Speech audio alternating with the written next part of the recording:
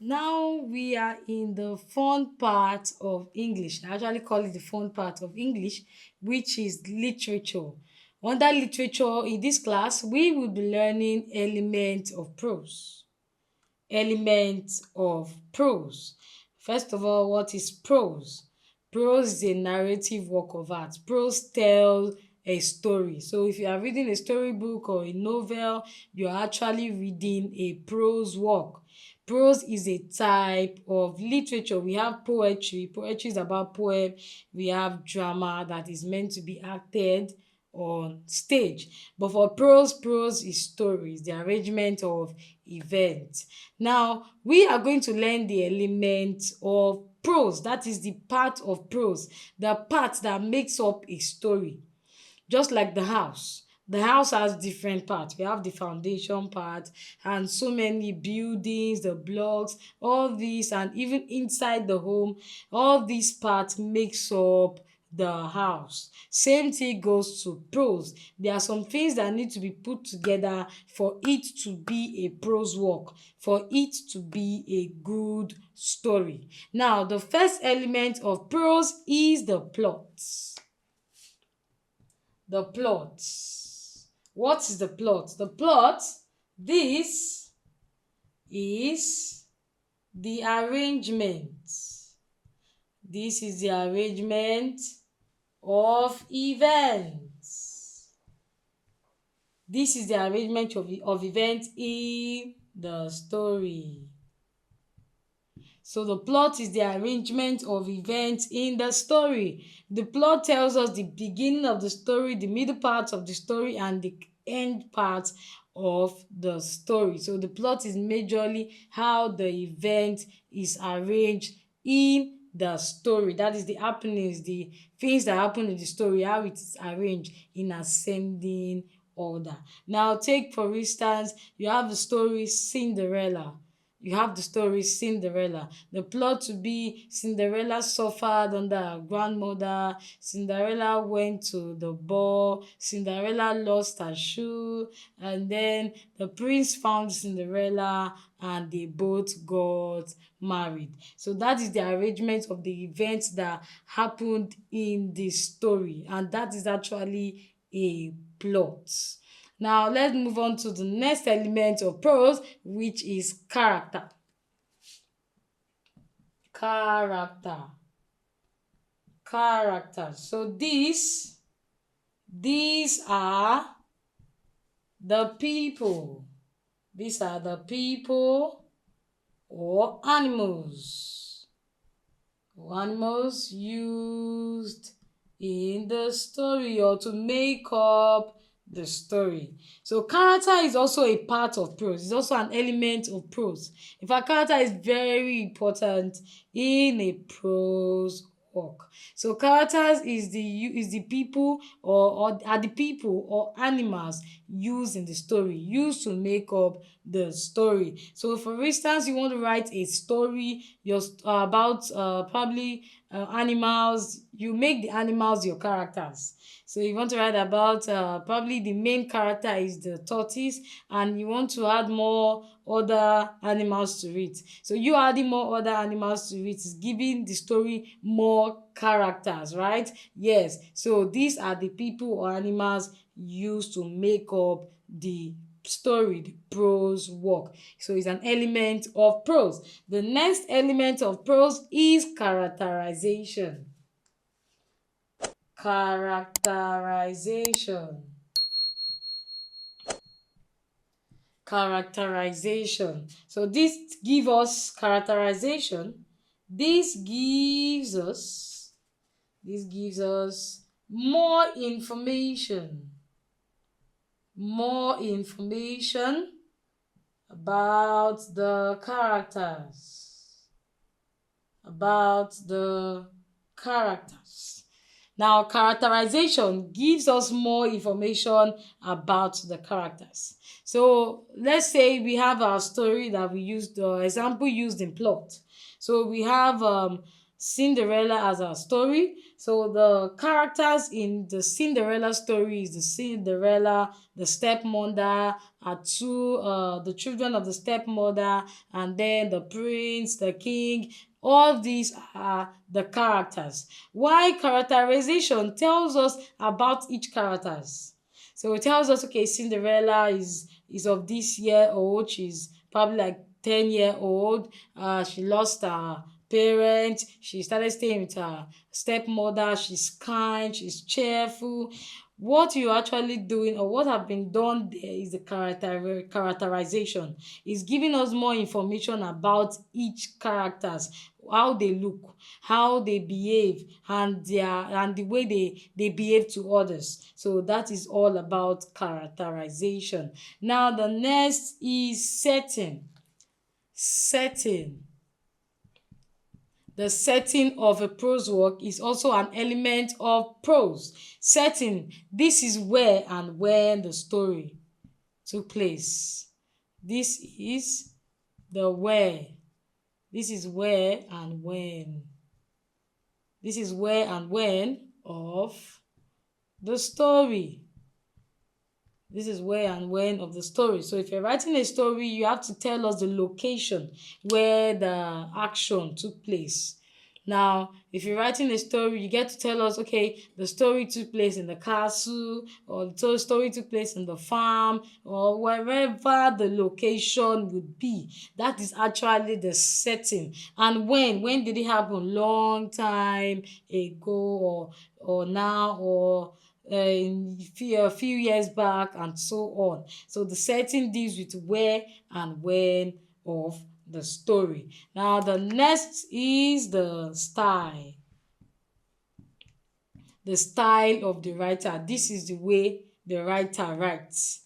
This is the way the writer writes. This is the way the writer writes. That is the kind of words that the writer used in writing. There are some writers that use more of proverbs a lot to write. So that's the style of the writer. While there are some writers that use simple words that everyone can be able to understand. That is the style of the writer. Now the next element of prose is the theme. The theme. The theme, this is the main idea. This is the main idea of the story. This is the main idea of the story. So this is the message the writer is passing across to its readers. So it's actually the main idea of the story. The main idea of the story is called the theme, and it is an element of prose. The next element of prose is point of view. Point of view. So point of view is who is telling the story. This is the who. Who is telling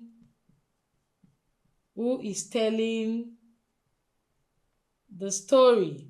So this is all about the who of the story. Who is telling the story? Is it in the point of view, we have the first person point of view and third person point of view. Now, in a story where you get to see personal pronouns like I, we, this is the first person point of view. So first person point of view means I am telling the story. So I am telling the story. I'm telling about myself. That is first person point of view. While third person point of view is I am telling about someone. That is third person point of view. So point of view in as an element of prose is who is telling the story. Is it the narrator that is telling the story, or is it the narrator that is telling about himself or talking about himself, or the narrator is telling us about someone else? Now lastly, we have conflicts. Conflict, in every story there must be a conflict.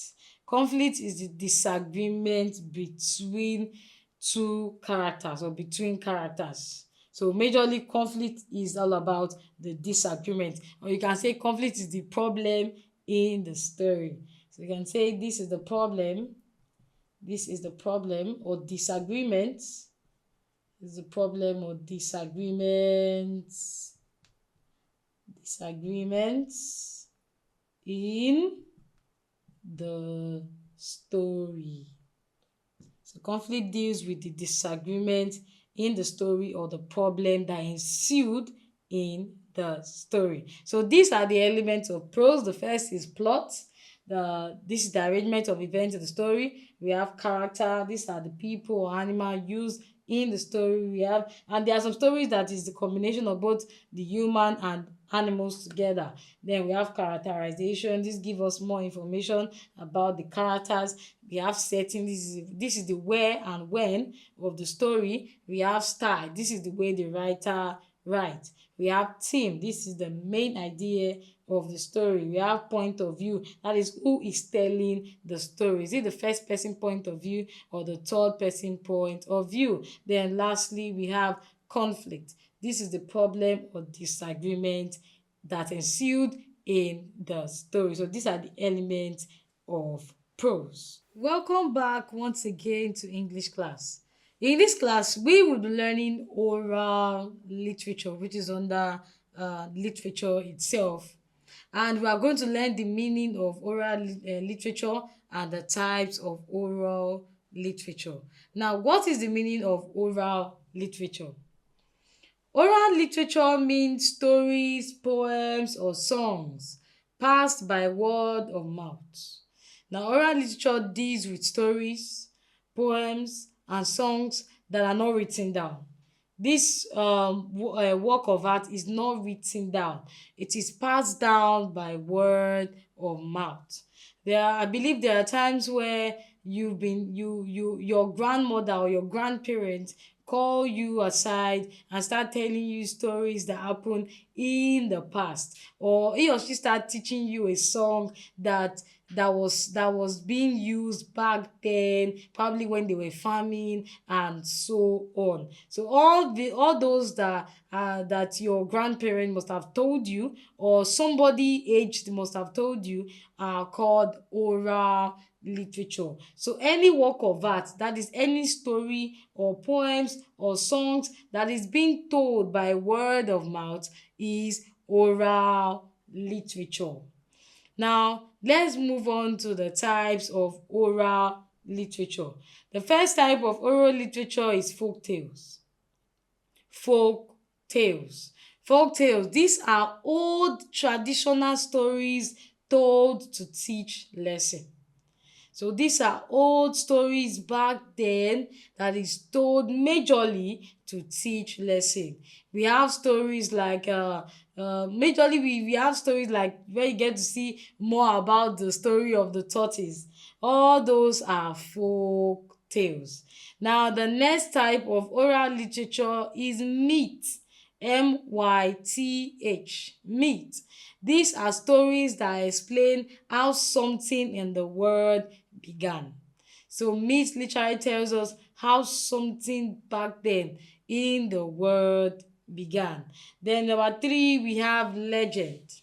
Like, let's go back to myth. We have myth tells us about story that explain how something in the world began. Now, for example, we have the story in the Yoruba land. We have the story of Shango. Shango is known as the god of thunder and lightning. So for me to get to know about Shango, one god called Shango, who calls down lightning and thunder. So back then in the Yoruba land, whenever they see thunder and lightning, they will feel like they have this mind that, oh, Shango, the god of thunder and lightning, is either angry or is showing his power. So that is a myth. So it's a story that explains how something in the world began. Now the next is legend.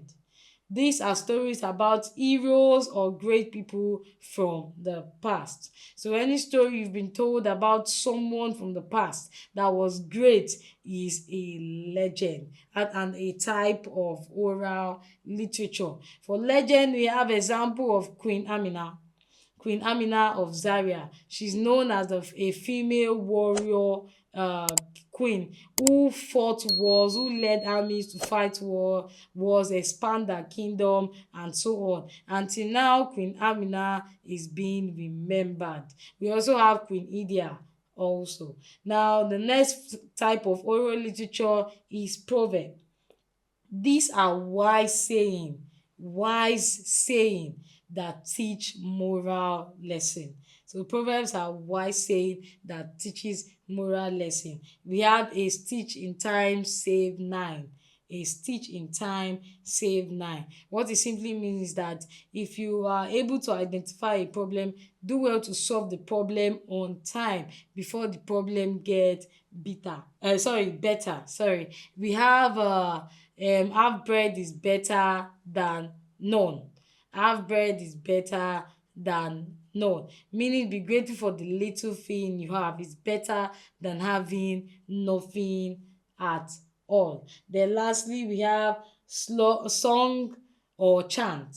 Songs or chants. These are songs passed down to praise, mourn, or celebrate someone or something. So like I said earlier, if you have been called probably by your grandparents or your parents and they taught you a song and they told you, oh, this is the song we normally sing back then when we were young to play this kind of game, that is a type of oral literature. So song deals with chant, walk. We have walk songs, we have songs that are used when walking, we have play songs that are used, some songs that are being sung when playing in the field and so on. So all these are the types of oral literature. So like I said earlier, oral literature means stories, poems, or songs passed by word of mouth. They are not written down.